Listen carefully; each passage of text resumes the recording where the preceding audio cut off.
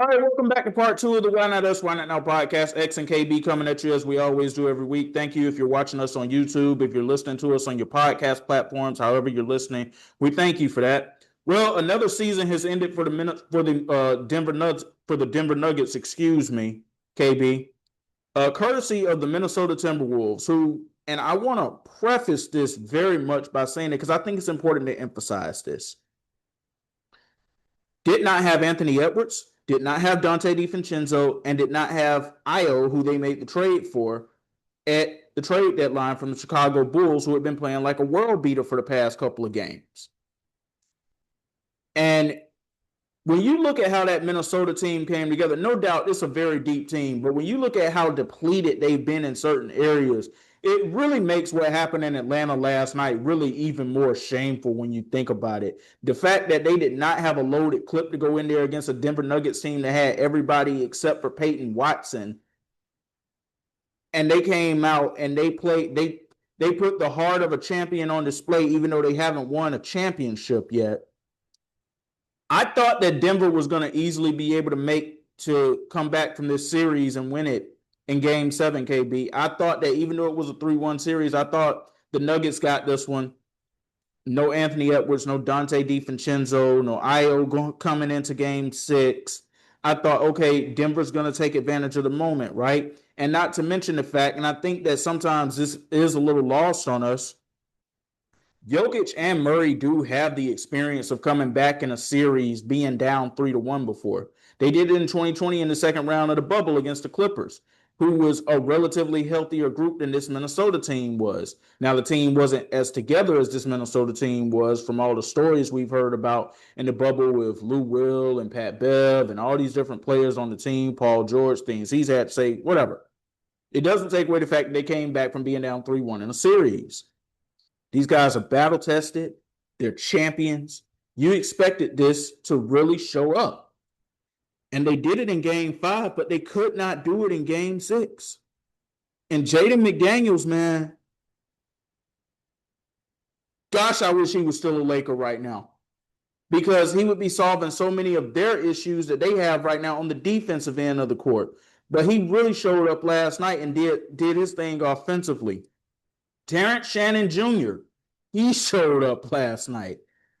I mean, it's at a point now with Minnesota where they're losing guys and they've got guys stepping up, and you're looking at it like, where did these guys come from? Because you know that if Dante DiVincenzo and Anthony Edwards were out there, they wouldn't necessarily be getting the minutes that it is they're getting. But they're taking advantage of this time, man, and Minnesota got it done. And now they advance to the second round. Before we touch on the Denver Nuggets, I just want to say congratulations to the Minnesota Timberwolves and coach Chris Finch. Chris Finch has taken the next step as a coach to me, KB.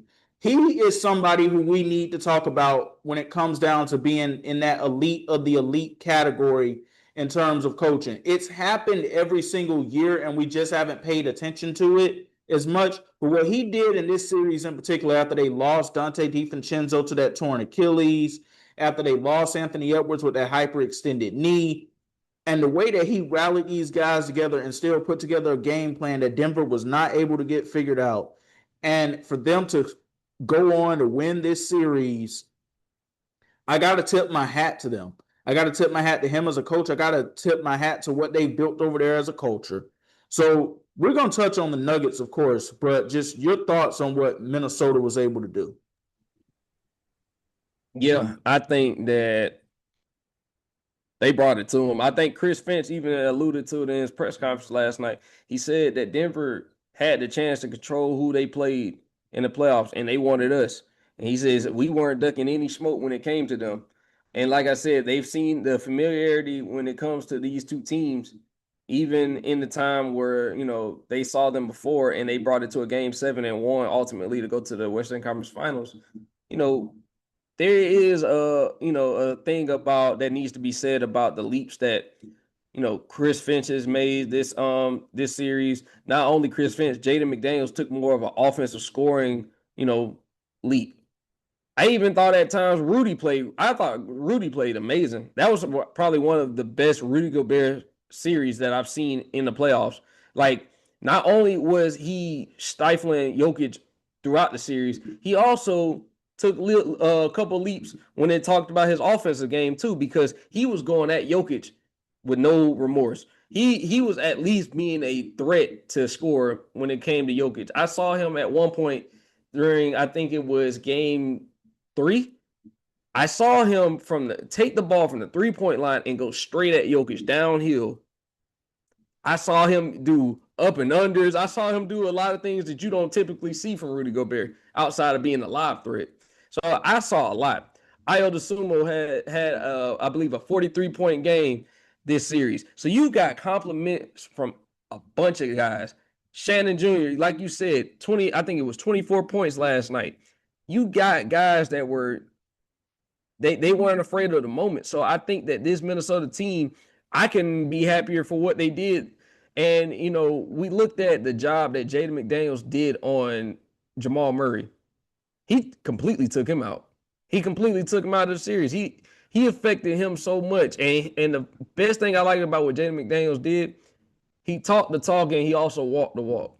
He said that they were bad defenders. And what did he do? He went at those guys endlessly. Like he showed that I can do exactly what I'm telling you, but I can also lock up on the other end as well. Jamal Murray never looked comfortable from the start of this series to the end. And so I look at it like it's very disappointing for them, but I look at Minnesota, they may have arrived, man, because like I said, to be without 2 of your top guys and still get it done, not even 2 of your top guys, you also didn't have Ayo for that game as well. So it just shows that great coaching, like I said, grit. They played gritty. They played, Julius Randle had a great game. I think that they had guys that played out of their minds when they needed to. They stepped up in the moment. It was next man up mentality for them. And they rose to the occasion while the Denver Nuggets couldn't solve anything that they were doing.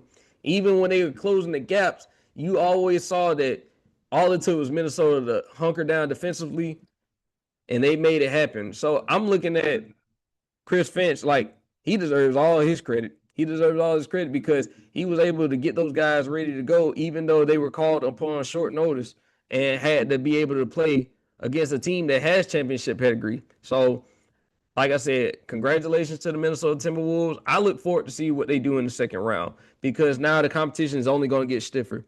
So I look forward to seeing what they're going to do because hopefully now you get Ant-Man back. Hopefully, Ayo comes back next round ready to go.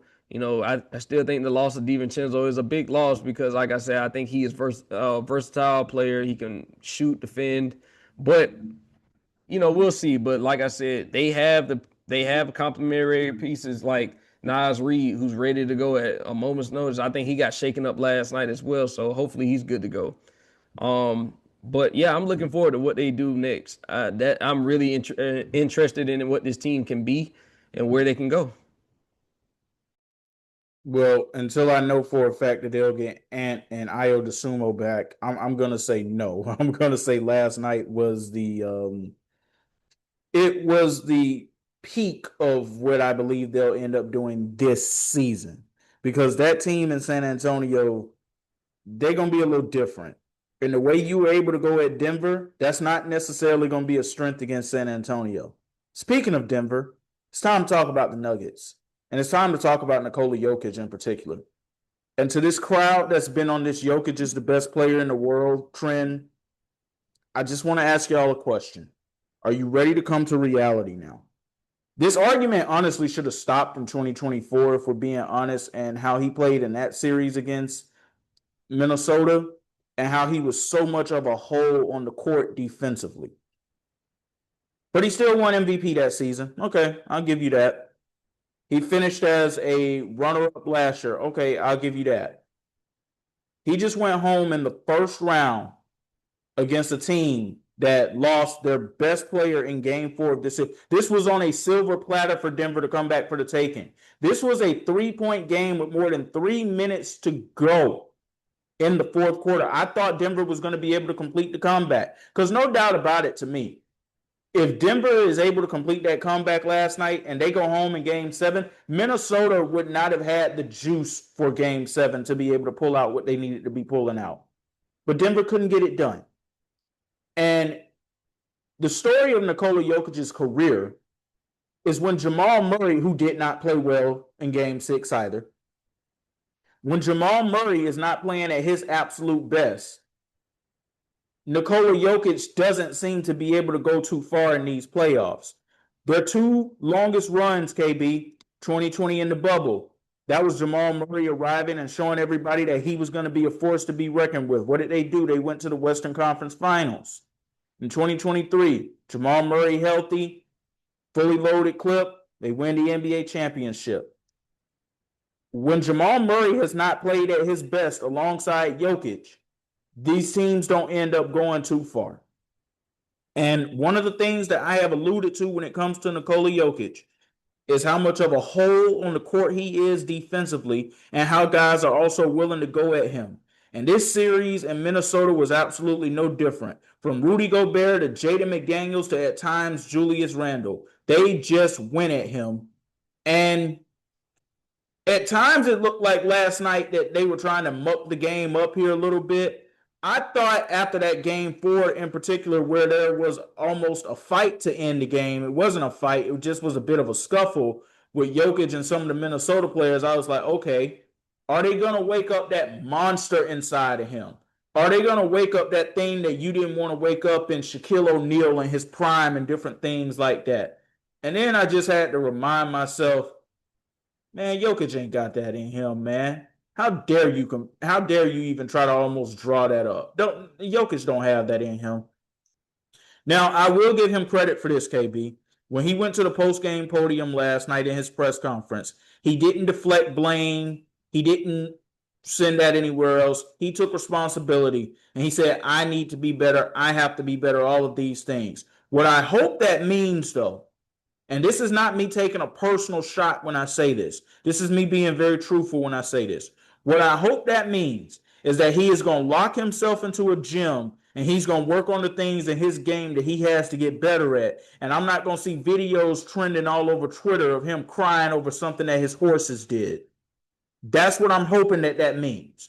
Because if it doesn't, you're going to end up seeing the same story again next year. This phenomenal talent that's not being able to maximize his potential. And also, it's the fact that I don't know if the Nuggets championship window is even still open at this point. Because with the rise of the San Antonio Spurs and what they're doing, OKC and the draft capital that they have to continue with going forward, and the fact they have their main guys already locked in, might have played around with your food a little bit too much, man. Chance to be able to add multiple rings to this might be over. Yeah, and like you said, Jokic does deserve his criticism because, like I said, you going up against an undermanned team in Game 6 as a multiple-time MVP. You got to close the deal. You got to close the deal and get it back to at least a Game 7 at your home. Like, I think that, like I said, I got to give credit to Rudy Gobert this series because, like I said, he made it difficult for Jokic.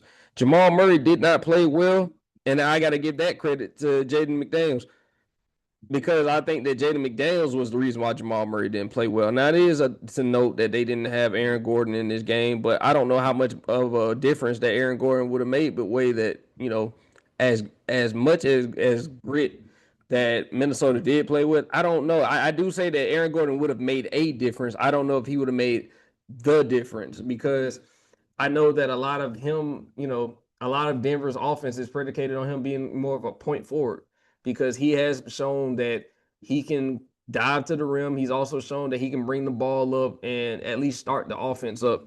In the case of Jokic not being a factor even in the game, we've seen that he's been more of a complete player since he's been in Denver than he was in his Orlando Magic days. So he did make a play a difference in him being out, but like I said, there's no excuse for what you did because you still had your top two guys going against a team that didn't have their top guy. And so I look at it like this should hurt for Jokic just because since you won that ring, I think that y'all have I think they said they've won maybe 2 playoff series since he's won that 2023 that ring in 2023. 2 or 3, it's either 2 or 3 playoff series. But fact of the matter is the results have not been there for the and you got to take criticism just like every other great player has. The LeBrons, the KDs, the Stephs, everybody's taking that criticism as being a guy who has been a multiple time MVP winner. And honestly, outside of KD, honestly, you haven't gotten it done in the moments that matter because, like I said, if this was a LeBron James that we were talking about, he'd be crucified. He'd be crucified for losing a game like this against an undermanned team. I don't care what age he's at. It wouldn't even matter if he was at 41. He still would have been crucified. So yeah, I just look at it like a real disappointing way to end the season, especially coming into the series as the favorite. You got to go back to the drawing board. They got to make moves, man. I think that the days of Denver staying packed at in the offseason, they can't afford to do that. I think they got to draft well. I think they have to bring in guys as well because also when I thought that they brought in Cam Johnson and Bruce Brown, I thought that was going to make a good difference for them. I really did. You know, a move I thought was going to actually make a difference for them throughout the season that turned out to not be a difference at all. That was being able to get a viable backup big for Nikola Jokic and Jonas Valanciunas, and that ended up not really mattering at all. Yeah, it didn't play a factor at all. And I know that guys like Peyton Watson were hurt as well, but you still got no excuse. You got no crutch for that game. Like you as a guy that's won MVP multiple times, you should have got that done. And we've seen times where it looked like the Jokic of old, but it was like it didn't. It just never looked comfortable. Like it ever give you that feeling like he just don't look comfortable. Like I seen him look comfortable against the Lakers in years past. I didn't see that this series. He looked like he was just shell shocked, or he was just like he didn't know what the answer for Rudy Gobert defensively. He didn't have it because it wasn't like I think this was his lowest field goal percentage in a series in his career. I think this might have been. I think they say he shot 42% this series, which is I think a career low for him in a playoff series. So that just lets you know that that's defense. That has it has something to do with his play, but it also has something to do with the defense that Rudy Gobert played on him in this series. So, like I said, I gotta give credit to Rudy. He stifled him and Jaden McDaniels, 2 defenders that I gotta give a lot of credit to for this series. Even Ayo, just when he's had to pick up Jamal Murray, like they made it tough for them. They made it to. So I'm going to give more credit to Minnesota than I am going to give attention to Denver because Minnesota deserves to be highlighted for what their play was. Because, like I said, you had guys that are role players that played out of their minds this series. So I'm going to give them more credit. But yeah, Jokic, I see why you said what you said about him deserving criticism because he does. Because he hasn't had his feet held to the flame since he's won that championship like every other star player has. And that's honestly very telling about the way that he's portrayed. Like he's like, the NBA's sweetheart. Like he can't do any wrong.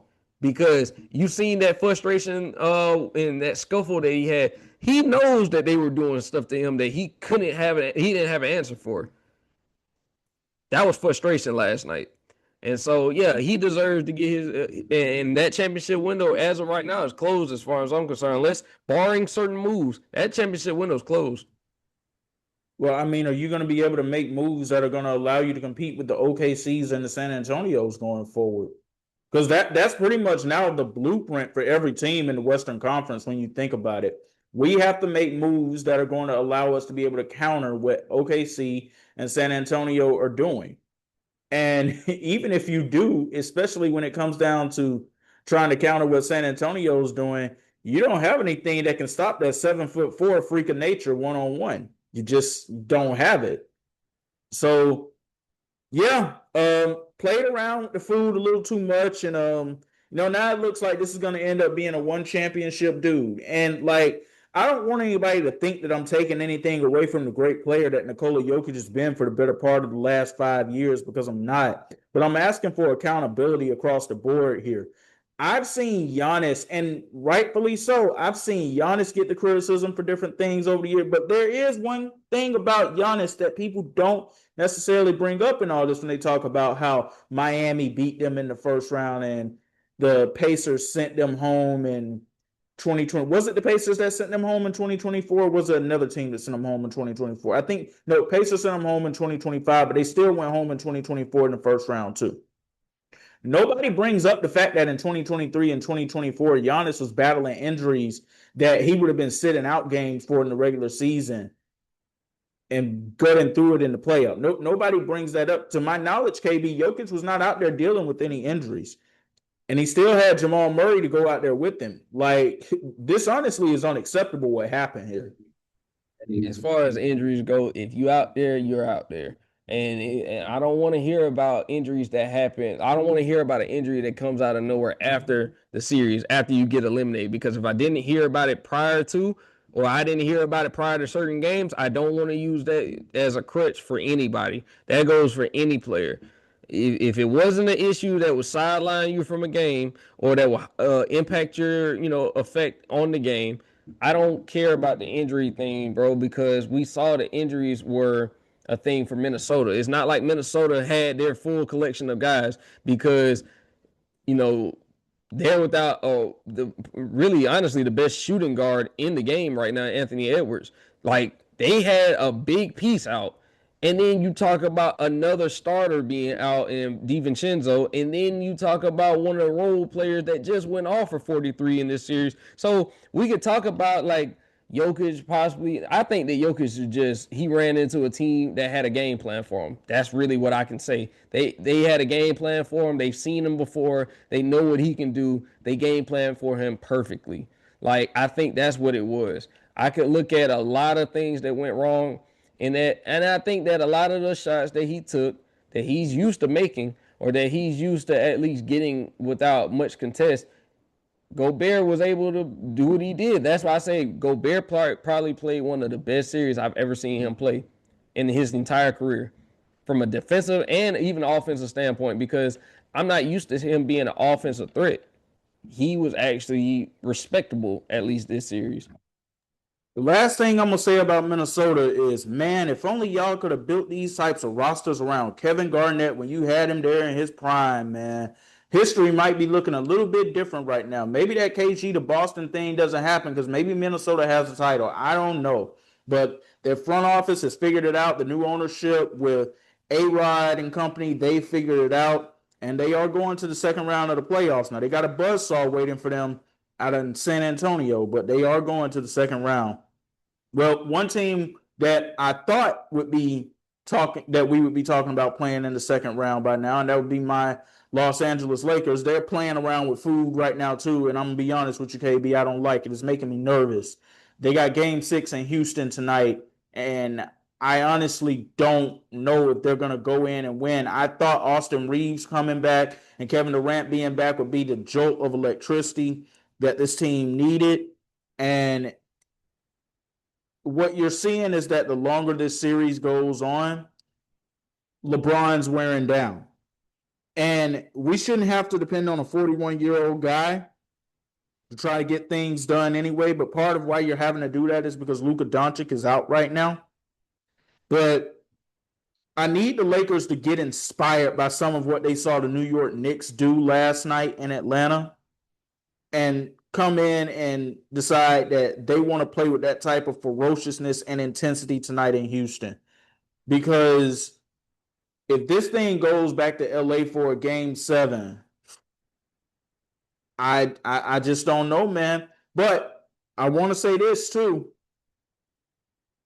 Shout out to those young legs in Houston. Shout out to Amin Thompson, Alperen Sengun, Jabari Smith Jr., Reed Shep. Shout out to all of them. Shout out to Ime Udoka for making the adjustments that needed to be made in these past 2 games. He said something in his press conference after game 3 that I think might have been misconstrued by some when he was saying that his message to the team was grow up. People thought, oh, he's not taking accountability for it. He's not doing. No, he's challenging them to go out there and grow up and be bigger in the moment. And for the previous 2 games, they have been bigger in the moment. And the Lakers had game 5 right there in their possession, ready to happen again. The way that game 3 ended up happening. Only down by 3 with mere minutes to go. That's when you're looking at it and they can take over. But I'm going to say this right now. JJ Redick. If Luke Kennard is showing you what he showed you in game 5 tonight, do not play him 31 minutes again, please. Because you played Luke Kennard 31 minutes and he only had 1 point. 1 point, y'all. And he just continued to put him out there like that. You got to give some burn to KB. You don't think that Dalton Connect possibly could have came out there and contributed like 1 or 2 shots or something to the rotation and he didn't play at all? Like, I understand that things are different there now and like it's been different with him since that Knicks trade to Charlotte last season and all this stuff, but like, man, you got to try something different. If a guy does not have it going, you got to try to go to a guy who might have had something going. And Dalton Connect hit some big shots in garbage time of these first couple of games of this series. JJ, you got to make some adjustments here, man. Nick Smith Jr., Dalton Connect, you got to find a way to work these guys in. And again, if folks are depending on 41-year-old LeBron to get this done, I'm sorry, I'm not. I'm just not. But, and I can't even deny this, if the Lakers lose this series after going up 3-0, we're never going to hear the end of this. You think people talk about what happened in the 2011 finals with LeBron and the way he melted down in that series is something? Oh, you're never going to hear the end of this. Yeah, man. It is. If they lose this game tonight, you got to push that panic button because this is getting sweaty. And the longer this series goes on, the worse it gets for LeBron because he is at 41 years of age. The more minutes he plays, the more he is wearing himself down more and more because now you're looking at you got into a dogfight with a team that has no Kevin Durant. And they were dead in the water, too. When they won game 3, I thought that the Rockets were done. I thought they were cooked no matter what. And somehow, Jabari Smith, he's been playing. He played lights out. And then also Şengün, he received a lot of criticism, but he also has been playing better of late. Amen Thompson, we know what type of freak athlete he is. So, and I got to give credit to Reed Sheppard. Reed Sheppard, as small as a guy as Reed Sheppard is, an undersized guard, he's been balling. He's been shooting. He has no fear to shoot.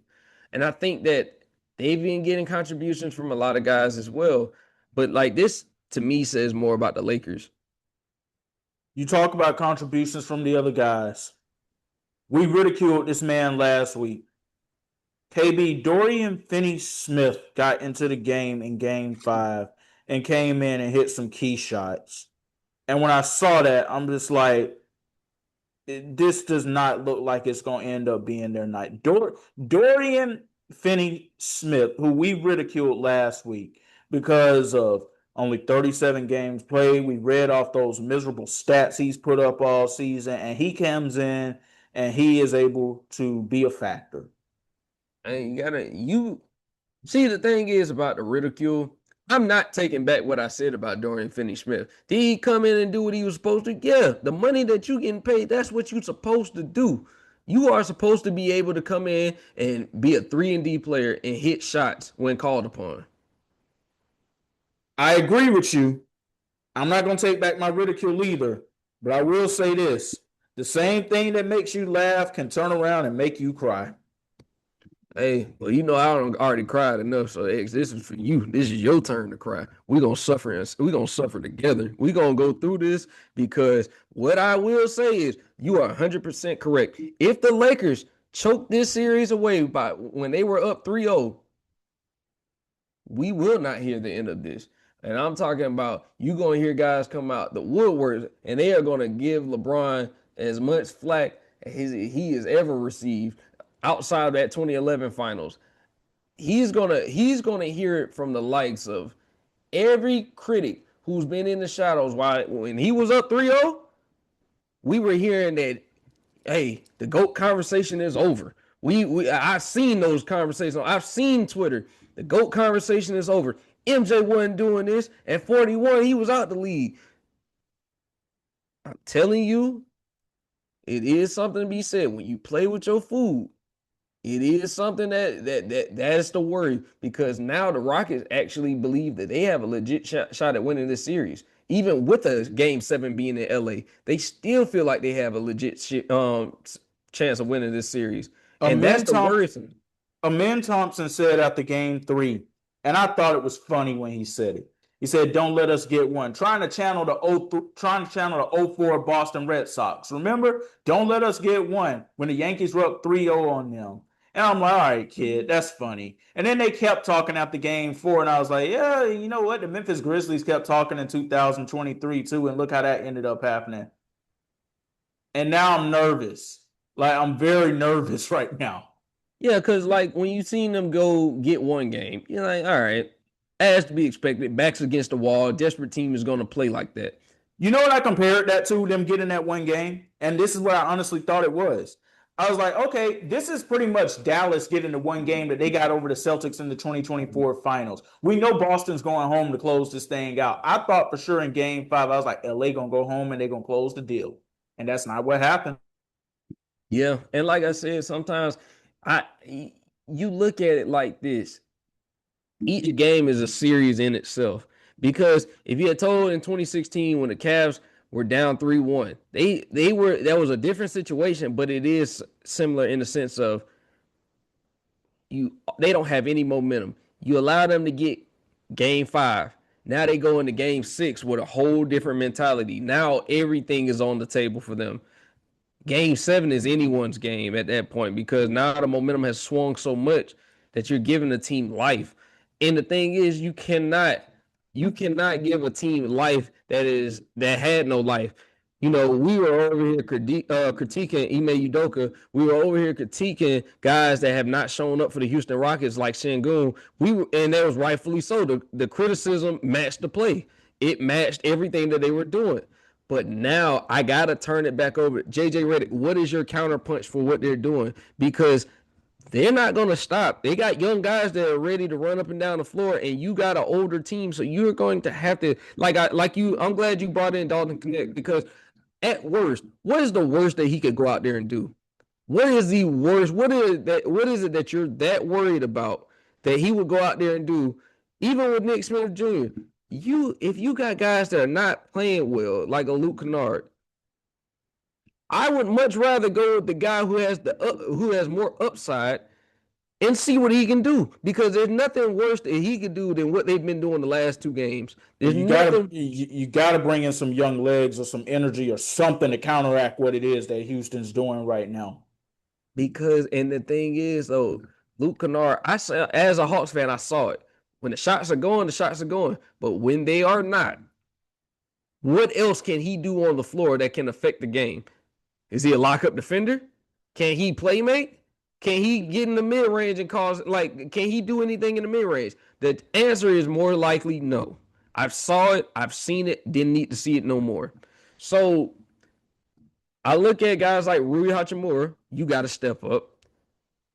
I look at even guys like DeAndre Ayton. You remember that? You remember earlier when they were calling you dominating? Well, it's about that time. You gotta be better, brother. Like, you are too talented, because I know the talent is there. He don't play to what his talent level is. As far as a skilled big, yes, he is skilled. Does that mean he is talented enough to get the job done every single night? No, because it's not like that. But the fact that you are dependent on the 41-year-old LeBron to bring it home, that's more worrisome than anything else. And I know that they've had injuries to Austin Reaves and Luka Doncic, but at this point, the Lakers, if you were good enough to get up 3-0, you should be good enough to close it out, because you only need one game. And all of this is doing is prolonging, because like I said, if LeBron is going to make a deep playoff run, he needs as much rest as possible in between series, because of the fact that you got 2 juggernauts. People weren't giving you a chance against OKC anyways, because of the fact that Luka Doncic looked like if y'all were there, man, he wasn't going to play anyways in that series. So yeah, you needed all the rest that you could get for LeBron. If he was gonna go at OKC, he needs the rest because you don't match up well against them. So the fact is, the more that this series has prolonged, it's hurt the Lakers' chances of even making a run in the playoffs. I didn't think that they were going to make much of a run beyond this series if it did go because they were going to run into OKC. But yeah, this ain't good, man. So X, if they lose tonight, you may get a text They from lose me. tonight. I don't think I'm gonna watch Game 7. Oh yes, you I'm are. gonna just be honest with you. Yes, you are. I had to watch what I watched last night. You gonna watch Game 7? Oh yeah. This also has to be noted too about the Rockets, though. Remember, we talked about the issues that we thought that KD and the chemistry with KD was having within the past couple of months, and I think it's like right here in front of our faces now. Like they look like they are playing much better without him at the moment. Now, does that mean that I want to see Kevin Durant inserted back into the lineup? No, that's not necessarily what I'm saying. What I'm saying is for the Rockets' future going forward, maybe, and we discussed it last week, KB, maybe you do look at potentially packaging Kevin Durant up and going to go get some more 3-and-D guys, one of them being a point guard that you can facilitate your offense around going forward. And, given Jabari Smith Jr. and Alperen Sengun, I want to talk about Alperen Sengun for a second because a lot of people have given him flack, and I've continued to stick by his side. Y'all do realize he's only 23 years old, right? There's still a lot more untapped potential that is there. And it's not like I'm looking at him like he's some project player. Like, this is somebody who's been an all-star already in his career.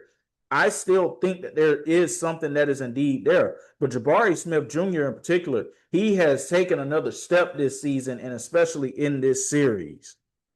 But when it comes down, and here's where the Lakers playing around with their food really is a disadvantage. The days are now shorter with this series. Like, you had 3 days in between game 4 and game 5. Now you got 1 day in between. You got 1 day in between tonight from game 5 to game 6. And if it is a game 7, it's 1 day in between because they're going to play that game on Sunday if it's a game 7. And yeah, OKC is who's waiting around the corner. And I didn't give them much of a chance against OKC anyway. But another thing I want to say, though, before we, talk a little bit more about a couple of more of the playoff series that are happening. If somehow the Lakers do what has never been done in NBA playoff history before, and they blow a 3-0 lead in a series and they end up not getting this thing done, there are going to be some changes that are coming in Los Angeles. The new owners, they are going to be making some changes. The only two things that I think for sure, they will continue to keep JJ Redick and they will continue to build around Luka Doncic. Everything else is a question mark and can be for sale, and that does include LeBron James. Yeah, I was gonna say I honestly could see a situation where LeBron James isn't in a Lakers uniform if they do lose this series. If they lose this series being up 3-0, I honestly could see them making a move to not bring him back. I don't think he would want to come back. I think that it would be one of those things where if he does decide to do his farewell tour next year, or likely I seen Cleveland possibly being linked to him. He may want to go home to finish his retirement tour, but point blank period. JJ Redick will still be the coach. They will be building around Luka Doncic. I just don't know about who else will be on the roster. That's the question. It's going to be a lot of variables, but like you said, LA is not a city that is content with just being good enough. We know that they make moves on all their sports teams, throughout all their sports teams. They always are able to spend money. They've been able to attract key free agents throughout history.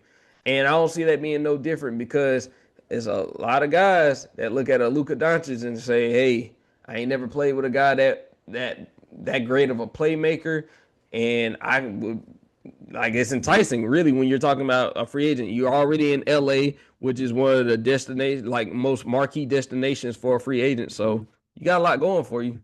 Honestly, who would be a perfect fit for him? And we talked about him in part 1 and how he hasn't been getting it done in the playoffs so far. If you put a big like Jalen Durant next to Luka, that literally would be like the perfect big that you could put next to him. Yeah, because we saw what he did even in Dallas. We saw what he did with Gafford and Lively, and those guys weren't even comparable to some of the like they're great at what they do. But when we're talking about some of the most skilled bigs in the league, yeah, we got we got a list of guys that would be perfect to play alongside Luka Doncic because they could also hide some of his defensive flaws as well.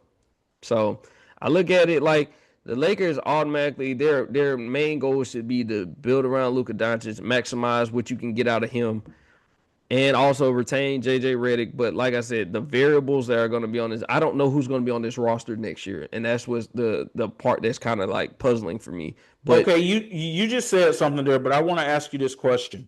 Should they really consider building around Luka long term? And I ask you that because despite what has happened in this series or what ends up happening, LeBron's healthy and ready to go again for another playoff run, KB, and he's in year 23 and he's age 41. Luka is not in impeccable shape, even though he's in much better shape than he was in a season ago. And do you realize in his career, I think he's only played 70 plus games twice? Is that not concerning for you going forward when you look at the long term, even though he is a wizard offensively? There have not been many talents in the game throughout the history of this game that can do the things offensively that Luka can do.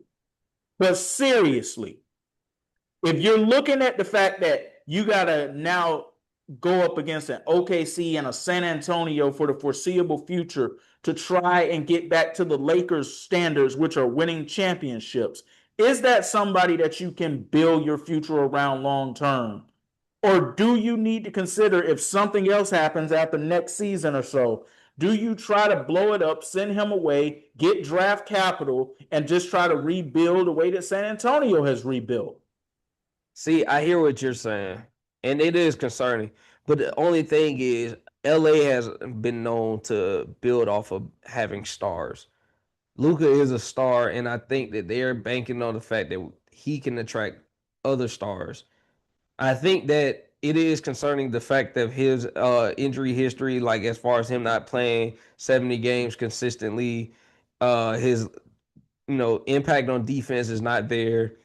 And honestly, how far do you see yourself going with a guy that, is a great offensive engine? He's a generational player on offense, but he is also a generational player on defense in the worst kind of way. So I look at it like there is a chance that they could look at it and say, hey, I don't think after this year, but maybe in another year or two that they say this ain't working out, especially if they don't get the results, because you at least got to get to a Western Conference final. Like that is something at bare minimum when you're talking about Los Angeles that they're at least saying we need you at least in the like competing to go to a championship. So if you're not even there, because like I said, OKC with the quarter they have, they're not going anywhere. San Antonio, we already know that if it came to a 7 game series, even a fully healthy Lakers squad, I don't think they can beat San Antonio in a 7 game series. So you look at it like, okay, you maximize as much as you could with the Luka LeBron time. But I don't know where you go if you don't get it done this year, which is looking like you won't. If you don't get it done next year, which all depends on a couple of things, but I think maybe in a year or two, you start having that conversation creep into the minds of the front office and saying, like, I don't think we can win with this guy because Luka is only going to go as far as the complementary pieces that he has around him. He does need a co-star, and the fact that they were able to get to the finals with Kyrie as his co-star, that's something to be said. But now you have arguably a better big three than you had in Dallas, and you still can't get it done because, like I said, Luka is going to be Luka. But those injuries are going to continue to happen because of the fact that I don't think he is in great shape either. I think that, with him carrying such a load on offense, it is going to be some wear and tear that's going to come with that. But I don't know. I really don't know because it's really going to be about what Rob Linka honestly can he see a situation where Luka isn't the guy. That is a real topic of discussion because, like I said, you may want to rebuild, but we remember those dark Laker days where they ran out rosters of guys that you never heard of and you didn't hear about them ever since then. So we've seen the Ramon Sessions, the Robert Sacres, the Jordan Hills. We saw those dark days. I don't know if Laker fans can withstand going back to those dark days. That's the thing I'm more so worried about. I don't think that they can handle another couple of years. Like the end of the Kobe years were some of the worst years in Laker basketball of recent memory because of the fact that they just had a roster of open run LA Fitness guys out there. No, those were literally the worst years in Lakers history, like Yeah. statistically. Like those were the worst years. Yeah, and the fact is, like, people were showing up to the games, but they weren't packing out staples like they used to. Like that was some of the worst basketball that you had to witness as a Lakers fan. Even if you weren't a Lakers fan, you had to acknowledge that was some of the worst. After the Shaq years was some of the worst like Lakers teams I've seen too, but at least they were at least getting in as an eighth seed or something. They had hope, And they still had Kobe there too. and they had prime Kobe Bryant. It's one thing to After be bad and you don't have a star attraction. Exactly. So I don't know, X, be honest with you. Like I don't know what the long-term plan is, but they gotta be very contingent on like they gotta be very considerate of what Luka Doncic is and where you think he can be as a maximum because he's a great offense, like you said, generational offensive player, but we know what he is defense on defense. Like we know it's not gonna get better. Like it's just not there. We saw it with James Harden for years in Houston. The defense ain't gonna be there. We know what you can do on offense, but like, where can we go from here? That's where I think like I don't know if they're willing to go back to a hard rebuild and just go through the draft. I don't know. One move that I do think that will happen if they end up blowing this 3-0 lead, though, KB, I think there's a strong chance Austin Reaves probably will not be back, even though he's not responsible for this because he's been out with injuries and he came back in game 5. That's something else that I'm questioning too. Did JJ try to do too much in game 5 to try to get Austin too involved? And did it throw some of the guys off of their game? But if they end up blowing this 3-0 series lead, I think they will strongly consider packaging Austin Reaves up if they can get the right 3 and D players that they need to get, and he probably won't be back. Yeah, I can see that. And now I can see that as a more realistic, like upcoming move because I know that he wanted a long-term deal. Lakers were reluctant to give it to him. So at this point, a package that could get you some more help that help maximize Luka Doncic's play, I think that's more of the move that you got to go in. We'll see what they end up doing here. We haven't really been able to talk about Cleveland and Toronto. I'm gonna just be honest. I'm very disappointed in what I've seen from the Cavs for the past 3 games, even though they ended up winning game 5. I'm disappointed in what I saw here. I mean, you got too much firepower with James Harden and Donovan Mitchell, Evan Mobley. You got too much firepower to be in this dogfight that you're in with the Toronto team that after the first 2 games, they didn't even look like they belonged on the same court as you. Yeah, and to be honest with you, I remember saying that there was a source that said that the Cavs were glad that they were playing the Raptors instead of the Hawks because they felt like that was a better matchup for them. Don't really look like it. Don't really look like it because even in the games that you win, you're grinding these games out. Because one thing I can say that Toronto is a great defensive team. They can play defense. Scotty Barnes has been showing all season that he was a good candidate for defensive player of the year. He's able to guard 1 through 4. He's able to switch no matter what you do. And the thing is though, James Harden been pissing me off this season. I mean, this series. He turns the ball over too consistently for me. Like I look at the way that James Harden was in his prime, and then now he's in that back half of his career where he's more predominantly a playmaker. If you're gonna play make. But sometimes there is no play to be made at a certain point. Like you're making passes that are ill-advised passes. I think that Donovan Mitchell has to be more dominant. He has to be the Donovan Mitchell that we've seen at certain times in the regular season, and that hasn't happened.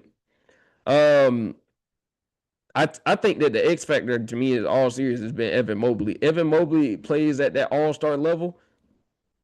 Yeah, and I mean, like when I say all-star level, it doesn't have to be a 25-10, but an 18-10 can get it done. Especially when you're talking about the complement of guys like James Harden, Donovan Mitchell, Jared Allen. You just have to be compliment. You just have to compliment those guys. You don't have to be dominant offensively, but you do have to affect the game defensively. You are 7 foot tall. They don't have anyone that can technically guard you from a size standpoint. So I think I am more disappointed in them. But you gotta give the Toronto Raptors credit. I think that they've made this a fight. They made this a fight when those first 2 games happened. I didn't think that they were gonna have much of a chance in the series, but they came back and got 2. Unfortunately, they lost game what 6? No, I'm sorry, game 5. They lost, was it game 5? Yeah. So now they have a chance to go back to Toronto and they got a chance to tie it up.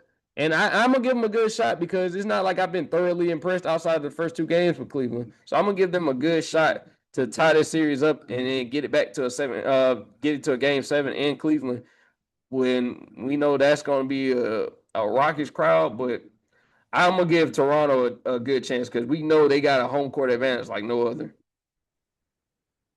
You know the game that really disappointed me the most with Cleveland? It was that game 4. And it's not even that they lost it.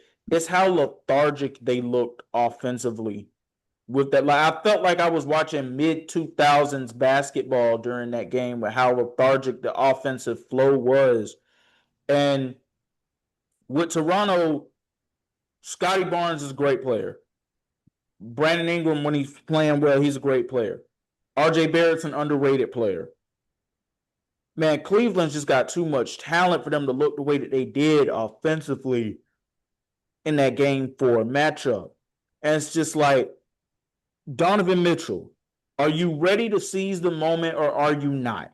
Because people talk a lot about James Harden, and rightfully so. But there is a playoff Donovan Mitchell thing here too, going all the way back to his days in Utah. Are you ready to seize the moment and take that next step? And this is all going to be up to him with how far Cleveland goes this year. I look at James Harden to some degree, but I don't look at him nearly as much anymore because he is older in his career now. This is on Donovan Mitchell and Evan Mobley, but most notably Donovan Mitchell. Are you ready to seize that moment? They better not lose this series. That's all I'm saying. They better not lose this series for Donovan Mitchell's sake, because, like you said, he ain't got nearly the amount of flack that he should have gotten because he has not been past the second round yet. So he better get that same energy that a lot of the other top guys in the league get because he has not been held to the flame. Because when you talk about the top guys in the NBA, Donovan Mitchell is usually not on that first tier of stars. He's not usually seen on that first tier. He's usually seen like a tier 2 or 3, depending on what year you're talking about. So, but he got a lot of pressure because this Cleveland team came in as the favorites. They came in against a team that they honestly could have gotten out of there in 5. They could have gotten the Raptors out of there in 5 had they not had that terrible end to game 4. But it was like you cannot consistently have the odds because, especially X, when you look at it, how they ended last season with Kenny Atkinson and them losing the way they did in the playoffs, they have a lot to prove this year. And I think that it's going to disappoint a lot of people, especially Cleveland fans, if they come up short yet again, because we talked about a ceiling with the coaches. If they don't close the deal, you made that deal for James Harden at the deadline because you felt like that, you couldn't get it done with Darius Garland. Now you can get it done with a more proven player in James Harden. If James Harden, for his legacy, he better hope they don't lose this series. For Donovan Mitchell's legacy, he better hope they don't lose this series because this has been one of Donovan Mitchell's best statistical years since he's been there in Cleveland. So they better hope and pray that Toronto doesn't force a game 7 because at a game 7, anything can happen. You'd be surprised. And I'm looking at them like, y'all are 2 battle-tested players. Y'all been in grueling playoff series before. Y'all better not lose this Toronto team. That's all I'm saying. Gonna close out with some baseball news because there was another firing that happened within the past week that we weren't able to touch on, I believe, KB. And that is the Boston Red Sox blowing it up as well, firing Alex Cora and a plethora of other coaches to go along with what has been going on there. They had not had the best start to the season. They've won a couple of games as of recently since making a move, but man, it's been a while since you've seen baseball teams really like move like this early into the season. You usually see it around late May, early June, but to see it in April, man, that's telling. But that tells me that there's more expectations coming into the season, and that these expectations are not being met. When you have guys coming into the season where they expect to be, major players in their division, let alone the rest of the league, you are less patient, because I felt like that even when we were talking earlier about the Phillies, you could see a storm brewing. You could even see a storm brewing possibly with the Mets. So these things are like where organizations are less patient, because now they're looking at it like we don't have time to waste. We're trying to maximize our opportunity right now. If we feel like we have at least a playoff roster, we need to maximize their potential. And if we're not getting the results, we gotta go ahead and cut our losses and let's move on. So I think that is going to be, that might be the norm. X, we might not see coaches make it to the end of the season. So I want to throw this to you. Do you think that there's a chance that the Houston Astros manager could be next on that list? Because I don't know if people had World Series aspirations for them coming into the year. And again, I got to keep saying this because I know that you're going to have this crowd that say, y'all are talking about things in May, the season ends in September. Yeah, you're right. It's early. But they are 12-20. They are 8 games under 500. And when you look at what the Houston Astros have been for the better part of the last decade and what they could have been coming into this season, because this division's up and down. The leader in the American League West division right now are the Athletics, who are playing in their temporary home of Sacramento. They're not in Oakland anymore. They're not in Vegas yet. They are in Sacramento, and they are 17-14 on the year. After that, Seattle 16-16, Texas is 15-16, and Houston and the Angels are tied at 12-20. So could the Astros manager possibly be next on that list? Because this is a division that they could win, and with the core that they still have, I don't think they're capable of winning a World Series at this point. But do people in that building feel that way? And like I said, bro, I think honestly this is going to be. I can't say that he isn't going to possibly be fired, because this is what I'm starting to see. Like, I think that we're starting to see a trend now. Like, this is where baseball is now. If you can't get it done, I'm actually okay with this. You know why I say that? Because instead, sometimes we see that managers are held on too long. We said the same thing when it came to Brian Snitker. It was maybe something that should have ended a couple of seasons ago before it did. So I'm actually okay with them moving on. And if they're not getting the level of play that they feel like that the team is going, the direction is not going in the direction that they're supposed to be. And Houston Astros are used to being major players in the playoffs. They're used to being in the playoffs. They're used to winning championships. Controversy for sure, but they're used to being there. And they're not getting the results, and they're not doing enough right now to where you could see like this team may have championship aspirations. I don't see it with them. I haven't seen it from them all series. All season. But like I said, baseball is a game of highs and lows, and teams go through slumps all the time. Teams go through hot streaks all the time. So I would say that his firing to me is going to be a little less likely for right now, as it was for the Phillies, but it's going to be one of those things that could change possibly in the next maybe 2 weeks. So but it is something to keep an eye on for going forward, though. Like, I think that this is going to be like a trend going forward. Coaches are going to be more getting let go early into the season, as opposed to mid-season or later in the season, or even after the season is over. Here's the one silver lining for him. Jordan Alvarez is doing what he's supposed to do. He's raking. 12 home runs, tied for the lead, 27 RBIs, and a batting average at the plate of 356. So if some of the other guys can get going, maybe they can get this thing turned around in what appears to be a wide open division. But that's going to wrap it up for this edition of the Why Not Us, Why Not Now podcast. We thank you all for listening. For KB, I'm X, and we're saying peace. Peace.